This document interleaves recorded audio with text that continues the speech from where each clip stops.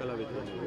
ಯಾಕಮ್ಮ, ಒಳ್ಳೆ ಮ್ಯೂಸಿಕ್ಕು, ಒಳ್ಳೆ ನಾಲ್ವಡಿ ಕೃಷ್ಣರಾಯರ ಒಡವೆ ಪ್ರಶಸ್ತಿ, ಅದ್ರ ಬಗ್ಗೆ ಮಾತಾಡೋದು ಸಜೆಸ್ಟ್ ಕೊಡೋದಾದರೆ ಸರ್, ಯಾಕಪ್ಪ, ಯಾಕೆ ಪದೇ ಪದೇ ಈ ರೀತಿಯ ಪುನರಾವರ್ತನೆ ಆಗ್ತಿದೆಯಲ್ಲ ಸರ್ ದರ್ಶನ್ ಅವರ ವಿಚಾರ? ಅಲ್ಲ ಸರ್, ಯಾಕೆಂದರೆ ನೀವು ಕೂಡ ಚಂದನವನನ್ನು ಎಷ್ಟು ಕಷ್ಟಪಟ್ಟು ಕಟ್ಟಿದ್ದೀರಿ ಅಂತ ವಿವರ ಕೊಟ್ಟರಿ. ಆ ಚಂದನವನಕ್ಕೆ ಈ ರೀತಿ ಬ್ಲ್ಯಾಕ್ ಮಾರ್ಕ್ ಬರ್ತಿದೆಯಲ್ಲ? ಸಂಸ್ಕೃತದಲ್ಲಿ ಒಂದು ಒಳ್ಳೆ ಮಾತು ಹೇಳಿ, ಅತ್ಯುನ್ನತೆ ಪತನ ಹೇತು. ಚಂದನವನ ಎಷ್ಟು ಕೀರ್ತಿಯನ್ನು ಗಳಿಸ್ತು, ಎಷ್ಟು ಪ್ರಶಸ್ತಿಗಳು, ಎಷ್ಟು ರಾಷ್ಟ್ರ ಪ್ರಶಸ್ತಿಗಳು, ಎಷ್ಟು ಗೌರವ, ಎಂತೆಂಥ ಪ್ರತಿಭಾವಂತರಲ್ಲಿ ಹುಟ್ಟು ಬೆಳೆದ. ಅಂದರೆ ಆ ಎತ್ತರಕ್ಕೆ ಏರ್ಬಿಡ್ದು.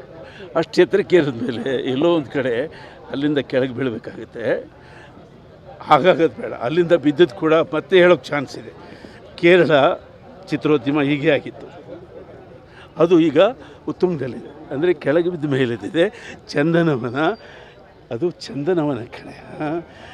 ಒಂದು ಮಳೆಗೆ ಮರ ಒಣಗೋದ್ರೇನಂತೆ, ಇನ್ನೊಂದು ಮಳೆಗೆ ಕಾಡು ಬೆಳೆಯುತ್ತೆ. ನಾವು ಒಂದು ಸಣ್ಣದಾಗಿ ಯೋಚನೆ ಮಾಡಬೇಕು. ನಾವು ಕಲಾವಿದರು, ಅದರಲ್ಲೂ ಸಿನಿಮಾ ಕಲಾವಿದರು.